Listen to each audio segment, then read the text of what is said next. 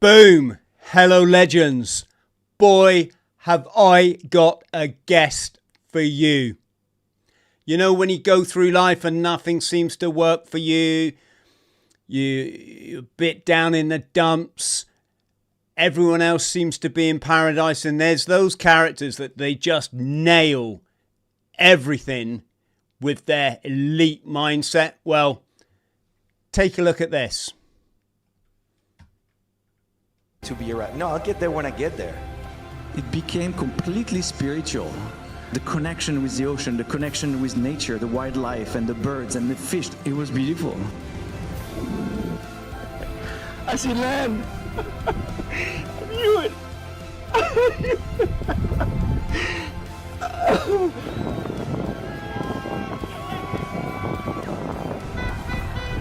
And finally you arrive.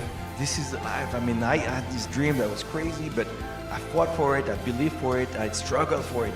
And now I feel more alive than any time in my life.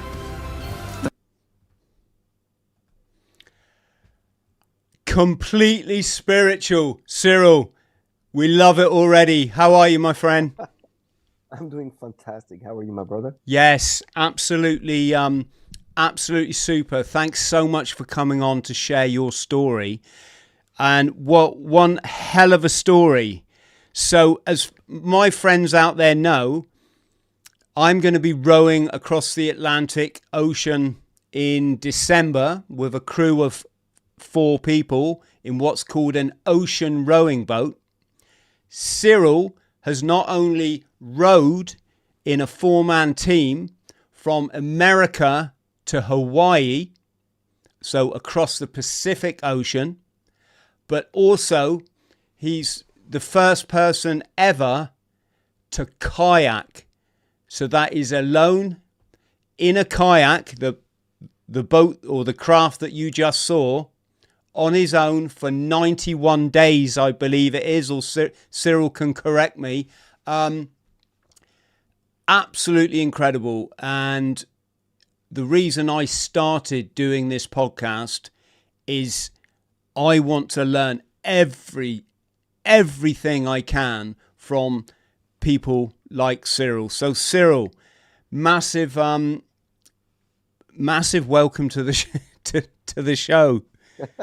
So happy to be here. Thank you so much. I cannot wait to share all my experience. So then you have an amazing experience on the water. Yes, and it's and your next, I didn't say then, but your next goal is to kayak the Atlantic. So you'll be the first person to kayak, not row, folks, that kayak in a 1-man craft across the Atlantic. That's a hell of an I mean, you know, normally people take a ship for that kind of thing. I'll do it with 3 other people, and that's going to be tough. But to be alone, it's amazing. And you'll be the first person to have crossed 2 oceans. Then is that correct? Right. So Alexander Doba, he's a Polish man who crossed 3 times the Atlantic already in a kayak. I'll be the first one to do 2 different oceans. And if I may correct you, I'm on the Guinness World Record book. I'm registered the first one to kayak from California to Hawaii, the mid-Pacific, which is correct because I was human powered, the first one human powered. But there's this amazing man called Ed Gillette, who is an American man who crossed from California to Hawaii the same distance on a kayak in 1987.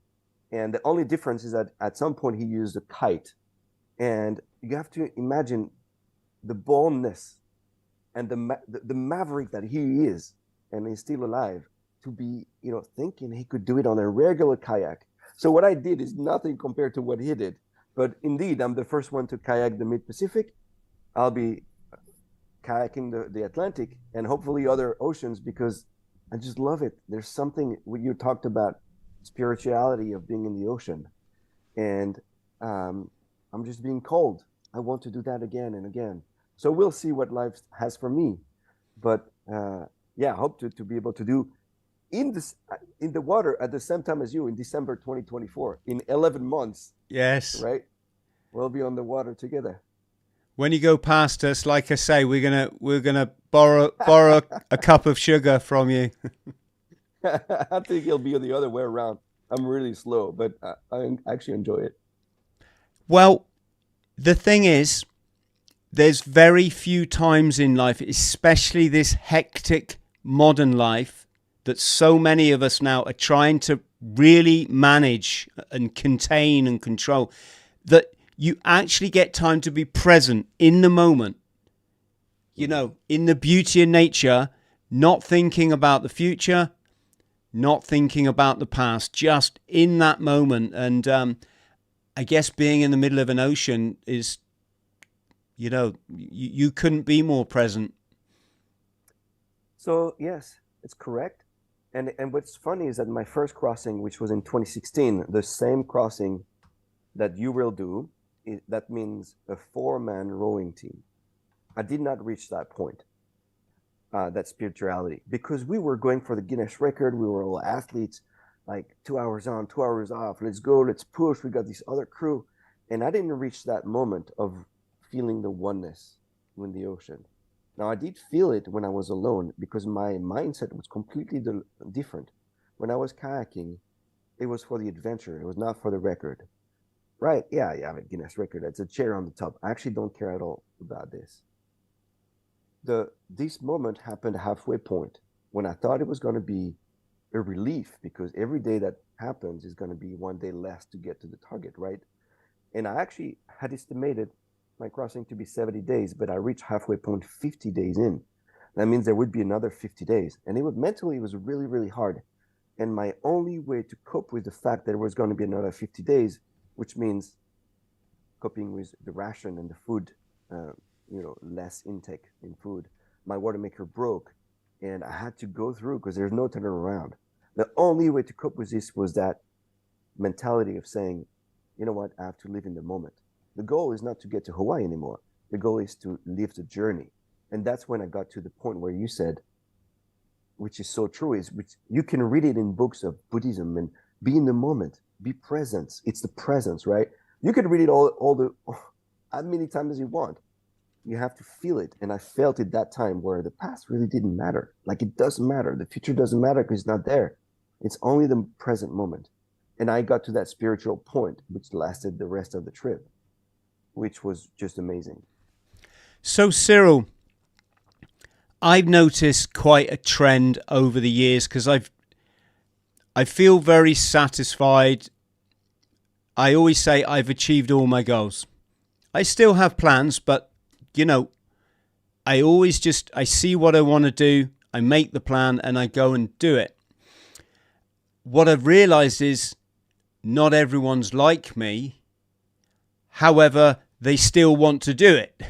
So what can we say for people out there? What is it that sets people apart?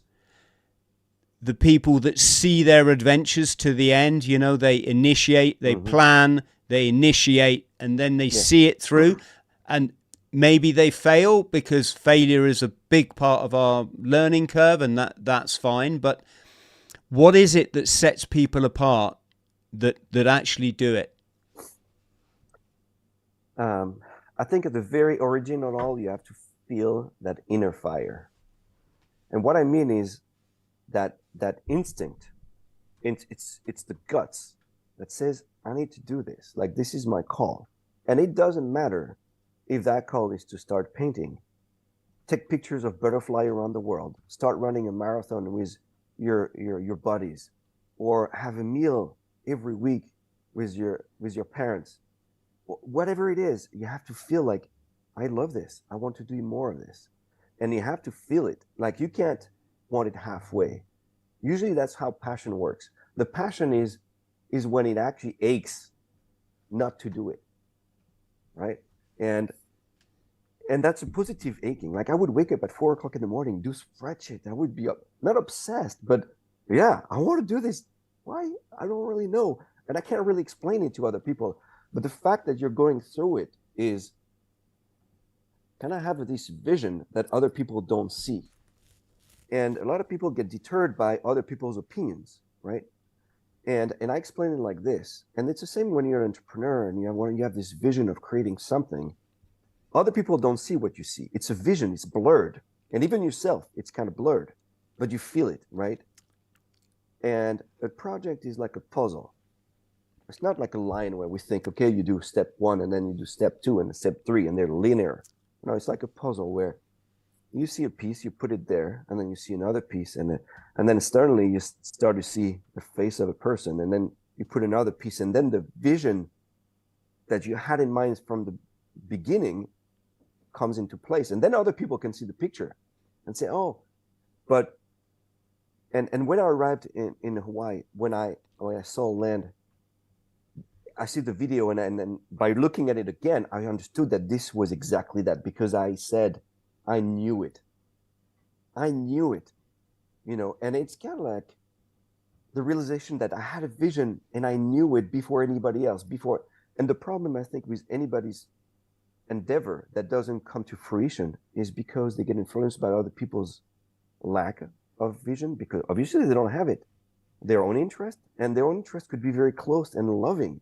It could be your partner in life. It could be your kids saying, you're not doing this, you could die.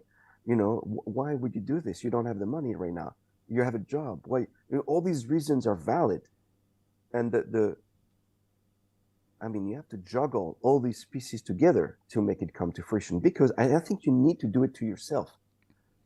Why? It's because if you don't do it, that's when you could have regrets, and you don't want to have any regrets in life. You have to go for your guts. And I think that's when you find your purpose. That's when you find this one thing that will make you like valid on earth, so to speak. That one thing that will make your passage on this earth worthwhile. Because once you realize that you feel this inner fire and you make it happen, things happen. Like you create energies, you feel great, you radiate energies around you. And that makes a better world just like that. Does it answer your question? Yes, it does. Did I see, was this your second attempt? Oh, yes. Are we? Can I ask what happened on the first one, if you don't mind talking about it? Or? Right, of course. Yeah, you talked about the difference between rowing and kayaking. There's been 800 crossing in rowing boats, and 230 were solo. Okay. Now, if you look at solo kayaks, before me there had only been 4. So I did a lot of work, a lot of homework and research, and studying all the past endeavors. But there's not many kayakers. So what I did is I called Peter Bray. He's a British man who crossed in the North Atlantic from Canada to Ireland in a solo kayak. And I called him and said, Peter, can you tell me about your boat? And I spoke to Ed Gillette, who crossed the Mid-Pacific. I spoke to Scott Donaldson, who crossed the Tasman Sea from Australia to New Zealand. All of these had 2 attempts. Peter Bray did 2 attempts. Scott Donaldson did 3 attempts. And the reason is there's no blueprint. You create a boat, you build it, you study it, and you make it safe as possible, self-rightening, and the right gear, the same place, a cabin at the right spot. There's no blueprint. And you could read all the books you want, talk to all the people that have done it before. You can listen to all the podcasts until you have your ass, excuse my French, in the kayak on a storm. You don't know what that is. You don't know what it is to be alone in that little cabin that is so tight, it looks like a coffin. You don't know what it is, like how your mind can be getting, elevating itself to the occasion. You can do all the mental training you want. You can have all the experience. You know what I mean? And I was just overwhelmed by the situation. After 6 days, I left from the Golden Gate Bridge. And the weather went from bad to worse, day 3. And it was 35 knots of wind, gusting 40, big waves, big swell, big current. And my sea anchor, which is the parachute that we put at the end of the boat, in those kind of storms, just weighed it out. For 3 days, I was stuck in the cabin attached to my chest. My sea anchor, the retrieving line, got stuck in the rudder, and it did various loops, and it collapsed. So the parachute collapsed, and it doesn't do it work. And instead of putting the boat perpendicular to the waves, it went sideways, and these made the waves just bang on the boat, And then I felt really unsafe. I felt trapped. I felt like this was wrong. And then my cockpit got swamped by water, and the bailer didn't work. And then my communication with the land support was not as fluid as it was, because there was a big trough. So it would take 30 minutes before I could text I got overwhelmed, and I called the rescue. And that was the right thing to do at the time. I was not ready. Now, I thought I was ready when I left, right?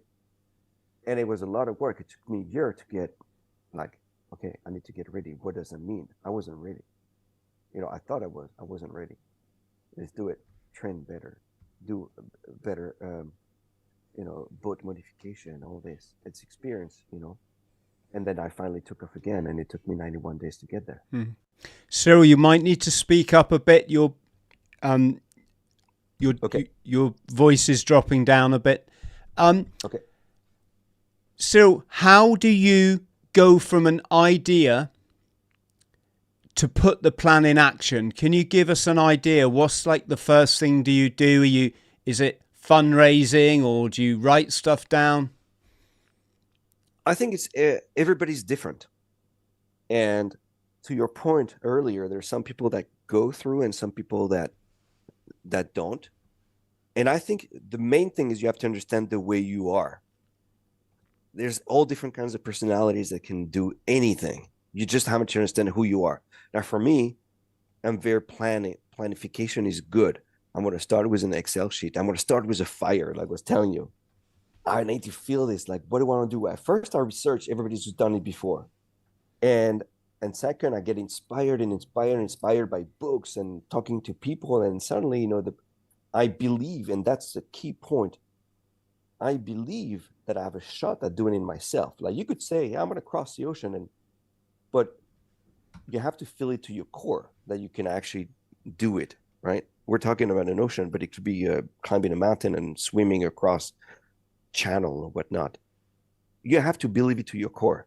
And once that's there, everybody's different. If you're more spontaneous, you could call it, hey, whatever, this person, can you help me?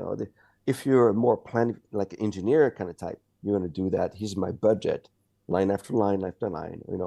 It doesn't matter what your personality type, and that's very crucial. Anybody can do it the way they want. You just have to do it a little bit of time every day, and don't let the dream stop.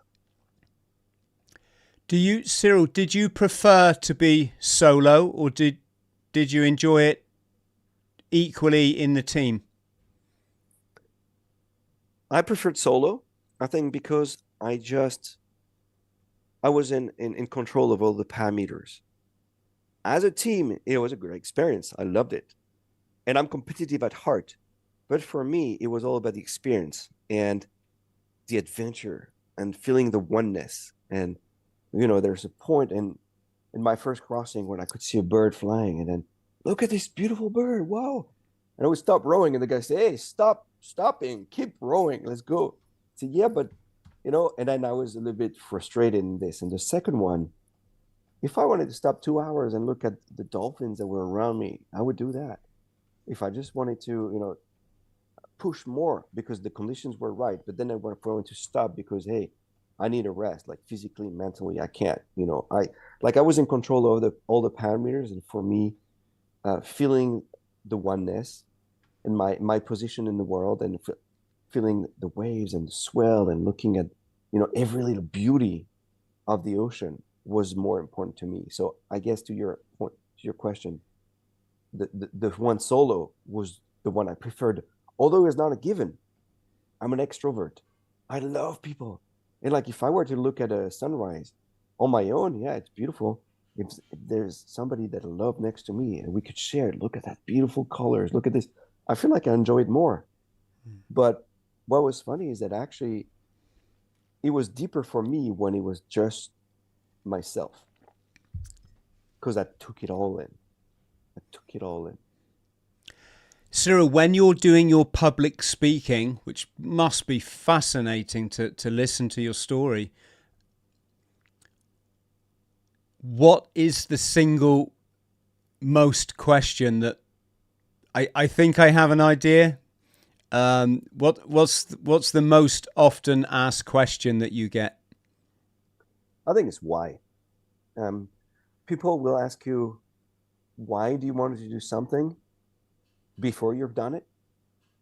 And then they'll ask you how after you've done it. And I think, can you hear the roosters? I'm in Hawaii right now, so the roosters are. If I had the headphones on, I probably could. I think people don't understand why. Why would you want to do something like this? Why would you risk your life and leave the comfort of your home? Why, are you hiding something? Are you searching for something? Are you trying to prove something to yourself or to others? Like this why, which is really hard to understand. I think it's a combination of your past experience in life and maybe some childhood psychology, or maybe just personality type. It's all combined that makes me want to do this. Yeah, I can't really explain the why. The other question is, how did you poop? When I ran the length of the country one time, and that was just the most asked question. Where do you go to the toilet? Where do you think? Yeah, actually, so here's the thing. Back to the first one, which is the why. I ask you, why do you love your wife or your husband? Like, how do you explain that you love your wife? Well, she's doing this and that. No. I mean, it's a feeling. It's a feeling. It's a gut feeling that I love to do this and I want to do more of it. And more and more. Listen, I only started kayaking when I was 32. I was not like a kayaker or an ocean rower or ocean sailor. Like I wish I could say, I started sailing when I was 5-year-old was my, no. I started kayaking when I was 32 and I was 42 when I decided I was going to go into that journey. So it took me only 10 years. And that's a good message I'd like to say also to your speakers and in general when I talk is I started late. It's never too late to start. Because, usually you see that kid is 25. He's been playing music and he sings really great and can play the guitar like crazy. He's been playing for 10 years. So you're like 45. You say, well, I can't start playing guitar. Why not? When you'll be 55, you'll have 10 years of guitar, just like him. He has 10 years now. And if it's what motivates you, okay, don't play for anybody else. If you like to play the guitar, just because it brings you that peace, just because it's like your meditation, do that. Yeah, I was going to say, so I'm 54 and I'm going to get my black belt in kickboxing. I've just decided. And when I've done that, then I'll learn piano. But yeah, no, I'm being serious. I'm really excited actually about the kickboxing. It's just, Cyril, I always have the dream and I never kill my own dream, never. I always just leave it somewhere around here. And then one day, boom, the time is right. Not that, we shouldn't always wait for the time, right? But I just mean, I get the circumstances come good, right? Let's do it. And yes. So, Cyril, is there, how do I say, I'm always kind of, on this show, we're a bit fascinated about people's childhoods. Did you have a sort of, a good childhood or a tough childhood? I had a beautiful childhood. The one that I would recommend, that I would wish to everybody on earth. My parents were loving parents, still married to this time, on a small village, 5,000 inhabitants. I would cycle to school. We're 5 kids in the family. I'm number 2. We love each other to death. Yeah. I was very, very lucky for this. And this was my roots. This was my ground. And until 18, that's what it was. It's just good relationship with my parents and my brothers and my siblings and the friends, very loving. And I had this energy that I could give away freely without being hurt. And I'm really thankful for this. And then at 18, I found my wings. I needed to go away. I needed to travel the world. So I lived a year in Arkansas in the US as an exchange student program at 18. And then I loved to live overseas and learning another language, see the world with a different filter of the culture. So then I decided to come back to Europe and do international studies. So I did a master's degree in international business. I was a year in Oxford, England, a year in Madrid, Spain, a year in Paris, and then I moved to Italy for 2 years. And then I did a trip around the world for 1 year backpacking. And I just wanted to travel. Then I moved to Brazil for 6 months. And then I found a job in France for a year, but I didn't like it too much. Then I moved to Argentina for 2 years for another company in the wine business. And all this, so through all my experiences, that was my roots, and then my wings. And my wings was like, I want to do this. And then, it didn't really make sense. Like reasonable, didn't make sense. I had a master's degree in international business. I should be working for a bank or M&A and get my first BMW like all my friends. No, I wanted to go to Brazil because I loved speaking Portuguese. I loved the culture. I want to play soccer there or football, And does it make sense? Not really. It's not reasonable. You can't talk to me with reasonable in the same sentence. And I don't care. It's all about loving life. And you got into kayaking, I don't want to say late on in life, but at 32. What gave you the dream of the Pacific? Little by little. I started this, it was actually canoeing. They have these types of canoe called outrigger canoe, Polynesian canoes. And they're from all the Polynesian islands. So, it's this one 6-man boat with a float on the side.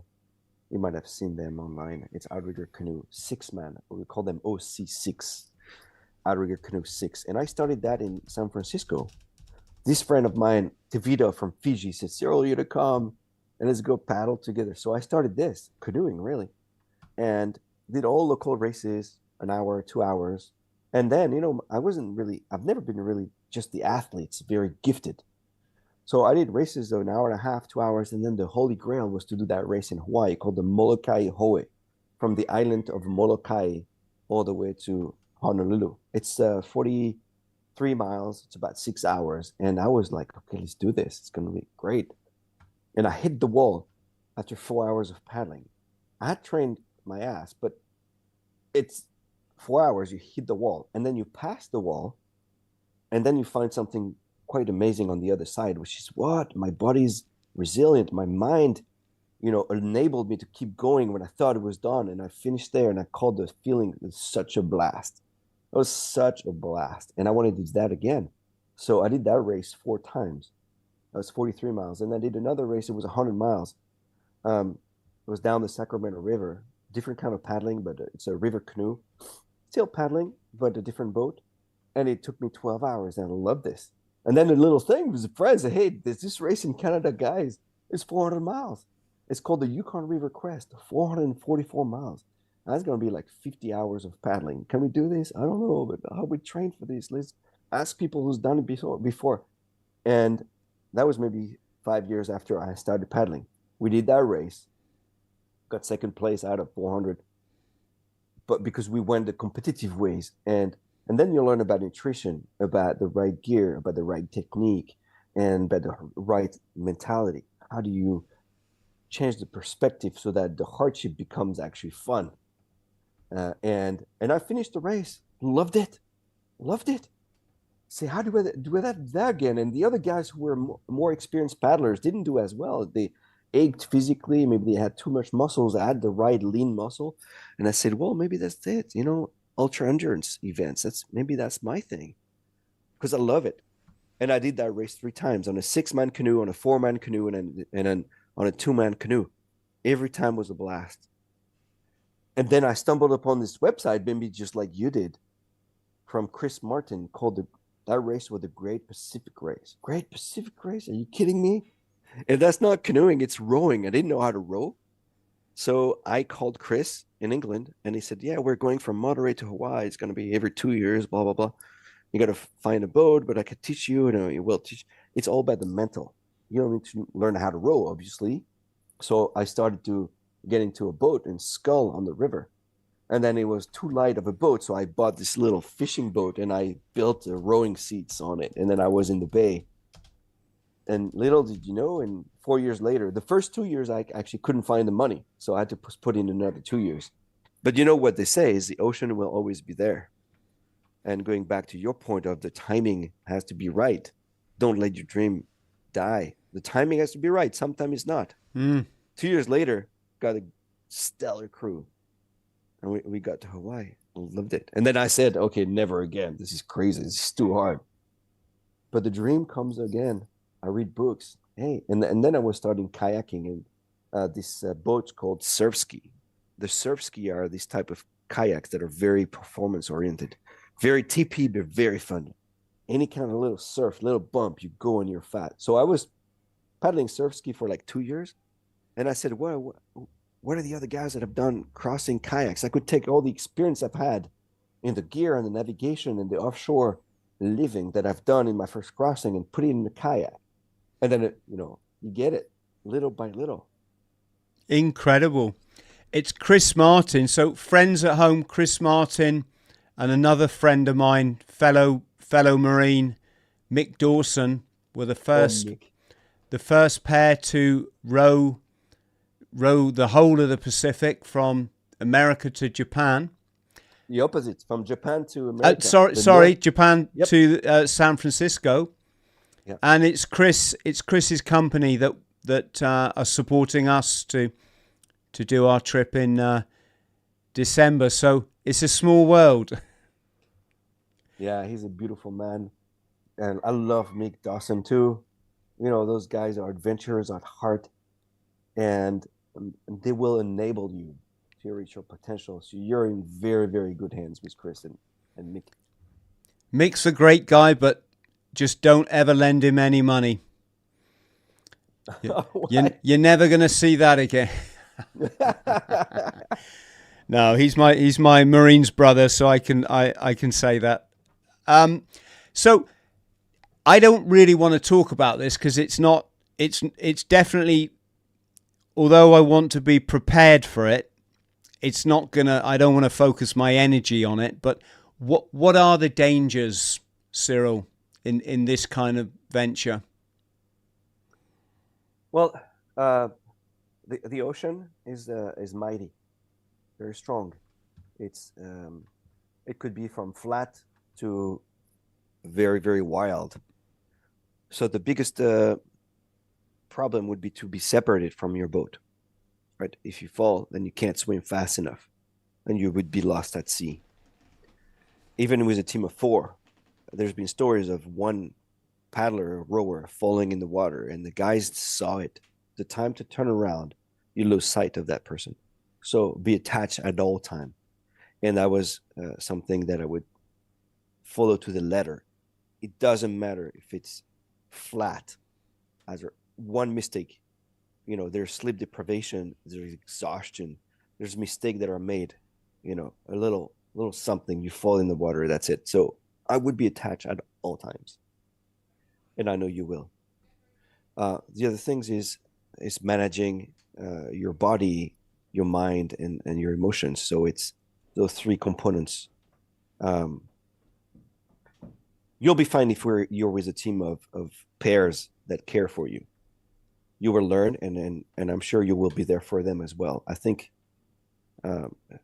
it's crucial to have a team where you have the same objectives, and one which would be arriving as brothers and being there for each other, I think should be key.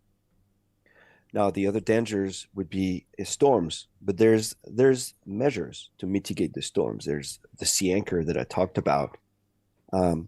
There's knowing your boat, and by knowing your boat is knowing what it is physically. How does it work? What are the dynamics of the boat on the waves? But also knowing who do you have on your boat. There's moments when you have a stellar crew, you have to push and go, and there's moments you want to rest. So that knowing when to rest and when to push is really important as well. Brilliant. brilliant advice. I was thinking so much that, we're going to set off, and well, I mean, it's obvious when you get crews that they're too loud, and they're going to be the fastest, and it kind of goes wrong for them, and we're just going to set off and see how it goes, and if the weather's in our favor and it's all going okay, then we might put the power on a bit. But yes, but also you want to enjoy it. Talking of enjoyment, one of my favorite books, probably my favorite, was Kon-Tiki Expedition, THRALL. How can you read that book and not want to cross an ocean? Yes. And so, friends at home, this was I think it was 6 Norwegians and a Swedish guy, Torstein Rabbi, and they'd all come off the back of the Second World War, and these guys were living up in the Norwegian forest. They were living on, like moss and stuff while they watched on the German shipping, and you can say they were hard men, and Thor Heyerdahl, he put out a telegram that you had in those days before any internet and international telephones and this kind of stuff, and he just said expedition to cross the Pacific on a raft, likelihood of survival not very much, and Torstein Rabbi, and I love this, he just replied, I'm in. And I think the ocean has changed them because they saw an abundance of wildlife. They could physically pull the sharks onto their raft with their hands because they were swimming. There were so many swimming so close to the raft and stuff. But what was your experience of the wildlife, Cyril? I left from the Bay of Monterey. Monterey is a wildlife sanctuary, and that's where a lot of animals come to feed. So it was just the first 3-4 days, a lot, like school of 50 dolphins following me when I took off, and then whales for 4 or 5 days. It was just fantastic. Now, I've got a special relationship with birds. For some reason, I feel like birds are just amazing creatures, and especially on the ocean. I've seen a bird every day, almost every day. And you think about in the 90 days, that's 3 months at sea, and you see birds in the middle of the. So my crossing was a mid-Pacific, right? It's not the full Pacific. The mid-Pacific is, you can see on your right shoulder from California to Hawaii. There's a lot of ocean to keep going. You could go all the way to Australia. But when you're in the middle of that, you're far from land. And you see birds that are flying day in and day out. You're like, this is so amazing. And it's just a bird, right? When you see it on land, it's just a bird. It's like a seagull. When you see it over there, you understand their amazing ability to adapt and to feed themselves and to fly hours and hours and not get lost. It's just wonderful. Like wonderful. And then you feel that sense of wonder comes along the responsibility of taking care of them and their environment. Because the other point is, once you cross the ocean, you see, and you do see, it's so sad, the plastic that is floating around, that is man-made. So I do feel to my core now the sense of responsibility of taking care of them through a better practice of less pollution, right, back on land. Because if you imagine a world with no human, the world would actually be probably better off, right? All the animals would be balanced. So we do have a responsibility to take care of these beautiful creatures. They're just wonderful. And then you find, once you're alone for 90 days, there's no human being. So these creatures that are alive become your friends. They're more than friends. Like you feel the oneness with them. Like we're the same. It could be a sunfish coming along. It could be a shrimp coming, like a blue shrimp coming up on the boat, or even the clouds. You feel the oneness with the clouds, and I wish for everybody to feel that at some point in their life. And let's talk about the boat, Cyril. So it looks an incredible craft. They look really, really cool. Was there many blueprints already available for your boat, or did you have to have one specially designed and try it out? Yes, it's custom built by this amazing man, another Englishman, Rob Filoy. And Rob had built the boat for Peter Bray in 2001. And I called Peter and she said, yeah, my boat was great. Never capsized. They're really safe. You should talk to Rob. So I called Rob Filoy. It's Feloy. And I called Rob and I found his phone number somewhere. And I said, Rob, would you build me a boat? Let's brainstorm on how we can improve on the boat that Peter Bray had. And Rob said, listen, Cyril, that was in 2001. That was 20 years ago. I don't have a shop anymore. I'm retired. And I guess after a few calls, I must have been convincing enough that he said, okay, Cyril, I'll build that boat for you. That'll be my last one. So he worked with a maritime designer, on improving the shape, improving some features that I wanted to have. And there was off. We had the first design that I put on my website, and then that's like a little company. You know how it is. I had the design, so then I had the website, then I had the PowerPoint presentation, then I started to go to sponsors, and this is the boat I'm starting to build, and then the project's alive. And yeah, it was built in the winter of 2019. Now her name is Valentine, per my sister. Oh, I told beautiful. you we were 5 kids, only one girl. So Valentine is the name of the boat. Beautiful. And I guess being self-writing is a big design feature.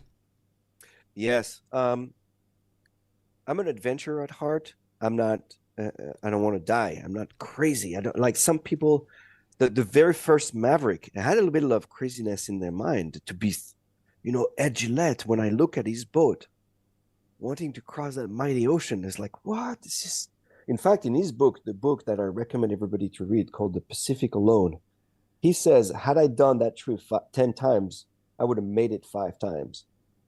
And read it the other way, there's 50% of chance of not making it. That was not good for me. For me, I've got 2 kids. I love life to the fullest. I've got so many adventures I want to do.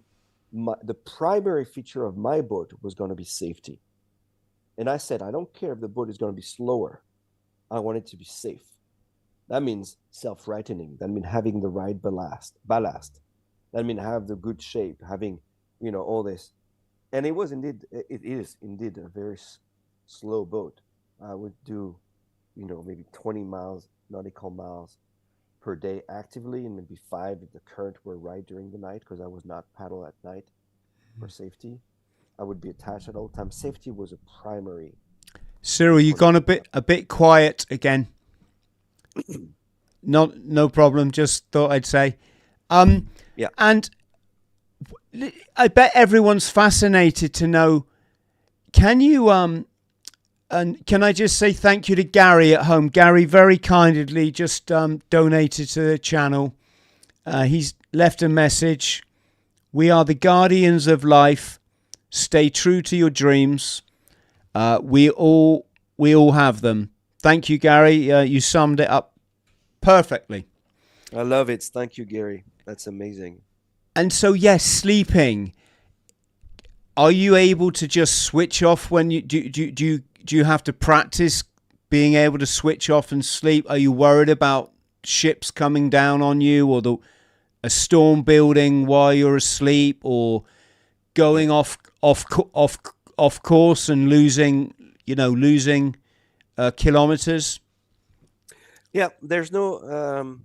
It was a decision of mine not to paddle at night, just for safety. It's really dark. If there's no moon, it's dark. If it's cloudy, it's dark. You don't see the waves coming, so it could be dangerous. So I said from the sunset to the sunrise, I would not be out on the boat. I would be inside. Now, as to sleeping, it's a kayak, so it rocks and rolls much more than a rowing boat, and I have to be sometimes attached when it rolls too much. And I can't really sleep more than an hour at a time. And the reason is, like you said, there's a lot of container ships. You want to be, aware of what your position is on the water if you're in the middle of a container lane. So I would have the right gear. I have this equipment called the AIS, Automatic Identification System, that's broadcast my position, and it's using a radio wave. So it's only up to 20 miles around me as a radius. And I can also see the other container ships. And it's very easy. You have a plotter, you click on the button, you see a little ship coming, and you see the speed of that boat. So what I would do is, I know the container ship go about 15 to 20 miles an hour, and I can see up to 20 miles. So if I don't see anything in that radius of 20 miles, that means I'm clear for an hour. So I could sleep for an hour, wake up an hour later, look, I'm clear for another hour, I would sleep again. And you can't really train that. You're so sleep deprived that you just pass out. You're so tired. Now the dreams become wild. It's hard to make a difference between reality. Like you wake up, what is going on? You're like, where am I? and then after days of being alone, you get accustomed. It's quite interesting to see how you get accustomed of drifting and not knowing where you go. At first, you're like, wow, where am I? In the end, if there's no boat coming your way, it doesn't really matter where you are.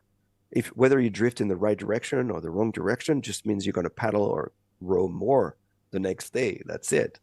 If there's no danger, you're fine. And all this goes into like building that experience at night. But in general, I didn't like night times because on the boat, the waves like reverberate against the carbon fiber of my boat and it's very noisy. And any kind of noise, you can hear it.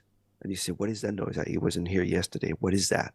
And then your mind could go in and think, very fast. You could think you have to control your mind at all times. And night is I didn't like it. But what's funny is here. When I was inside the cabin, I felt safe in my cocoon. It was great. And then it was stormy outside. There's no way I was going to go outside where I'd be wet and cold and miserable. Right? But the opposite is true. Once I was outside, I could see what was going on. I could see the waves coming, and I was cold and wet, but I was fine. I didn't want to go back in the cabin where I would not be in control in the environment. So I guess sometimes you just have to, make the jump, change the environment from inside the cabin to outside, and adapt. And Cyril, what is your choice of food and drink? For me, the food, no matter what you taste is it has to be diverse.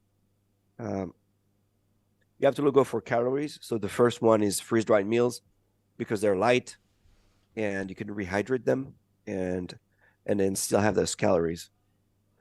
I had a little heater to boil water, but I never used it for the 90 days just because I was just too afraid. And the only place that was flat was between my legs, and I was so afraid of getting burned. And also taking it out of the cabin would mean that I would have to open the hatch, and it was like turning my back, etc. It was complicated, so I just decided to eat cold for the 90 days, just rehydrate with water. And then I liked like sausages because it was fat and was easy to eat. Like just eat. I wish I could have had cheese. Obviously, I'm a Frenchman, but that wouldn't last long. So that was for my first meal when I got there. No, it's I think diversity is important. I would have even little olives, these little packs of 15 olives. I would love that because it was fresh. It was not meals. Obviously, I had bars and, you know, peanuts and almonds. And I'm not too much of a sweet tooth, so I didn't have Nutella or all these sweet things. What I liked is actually something that was very bland. I loved oatmeal. I loved rice. And not that spicy teriyaki or chicken something. And I like curry, but in general, spices I didn't like. I like something very bland. Even spaghetti with tomato. That's it. Anything that is freeze-dried meal with meats, I didn't really like. I thought the meat that is freeze-dried is never really good. So I'd rather have a vegetarian meal and then have the meats on the side, like beef jerky or things like that. But there's something I had, which was from a brand. I don't know if we can name brands, but here in the US, there's one big brand that makes these fish. And the fish comes in an aluminum pouch. And that fish was a pleasure. It was like so good. I had it for my birthday. I turned 46 on the water and I kept it. It was just like heaven. So Did you have any fish come on the boat? oh yeah, I had one that I actually didn't know about for after a week. So I just had the smell grow a little by little. And then what is that gooey thing on the bottom of the boat? And it was that fish, a flying fish that had jumped and then was somewhere. And could be a problem because it just makes it everything gooey. And I have my barefoot in the water. So it's not really good for bacteria or all that stuff. So I cleaned the boat, but yeah, I mean, those flying fish, when you were talking about the wildlife, were also amazing. You have like 50 flying fish taking off at the same time because the tuna is chasing them from the bottom. And then you have the frigate birds and the other birds trying to catch the flying fish in the air as, they're escaping the bottom and they get caught. It's beautiful. It was National Geographic. It was so beautiful. And I was going so slow that I could enjoy it all. Yeah, I'll row like this. Then the fish can go straight in then.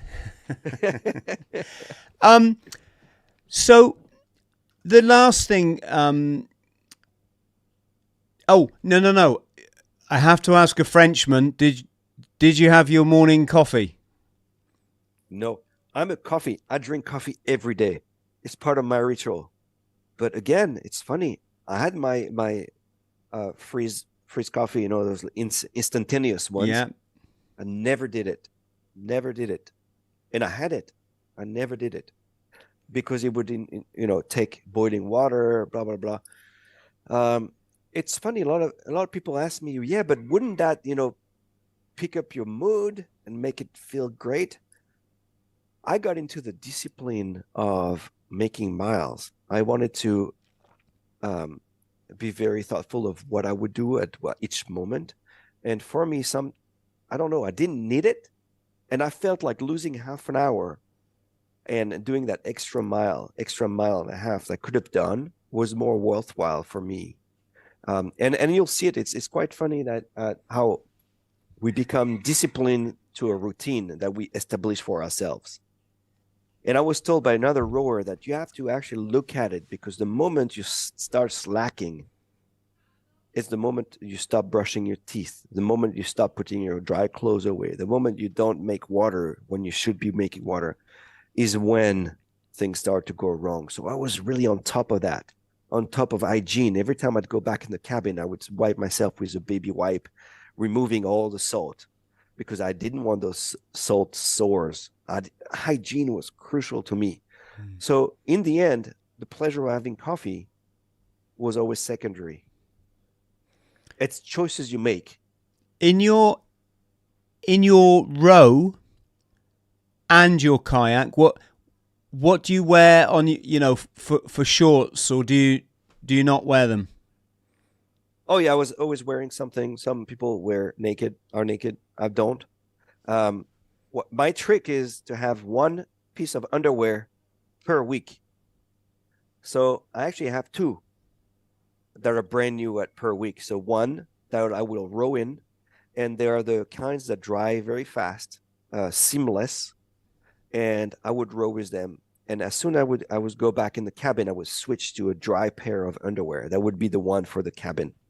So I would, wipe it with baby wipes, put that cream, that antibacterial, and I would put my dry underwear, and then vice versa.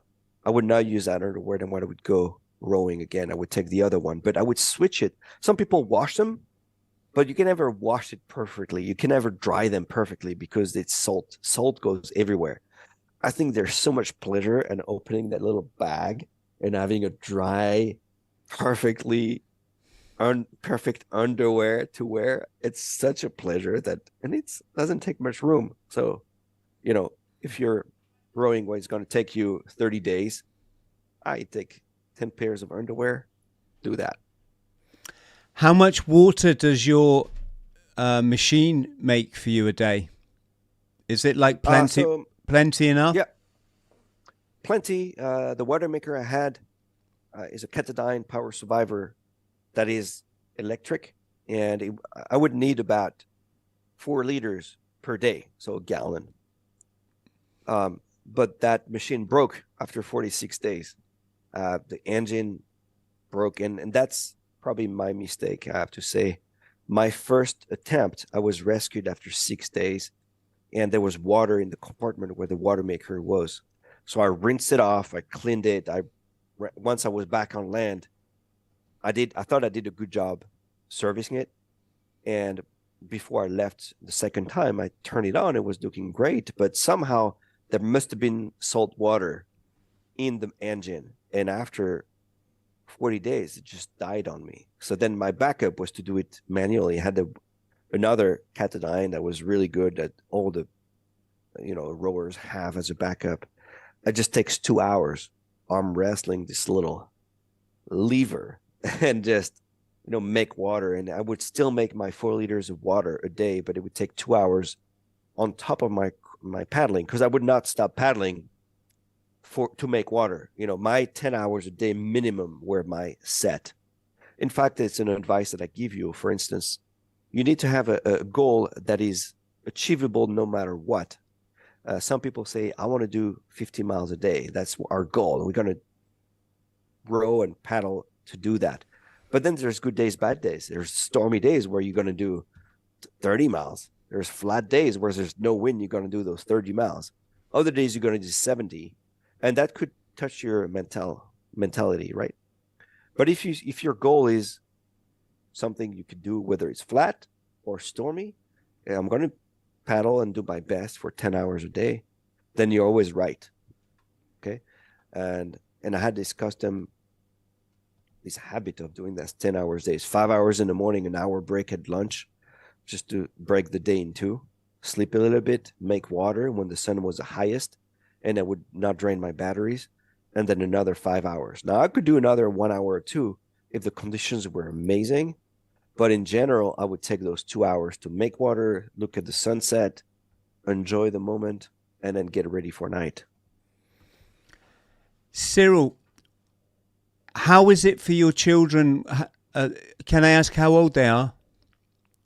Oliver is 18 and Simon is 15. Oh, so they're not that young. I mean they're kind of old enough to sort of. Does it affect them, or are they sort of mentally prepared for this? Well, they saw me like taking on bigger and bigger challenges. It was 10 years ago, so they were 8 and 5, and 5 at the time. So they saw me, I think, and it's what Dad does. Yeah, okay. Goes on adventures, So I don't think it affected them negatively. I think what was hard is, I mentioned it earlier, I divorced from my ex-wife.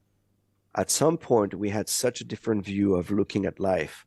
For me, I was teaching my children that anything is possible if you really put your heart to it. And if that's what life is calling for you, to do something risky, but you go and thrive, and then you become a better person through that.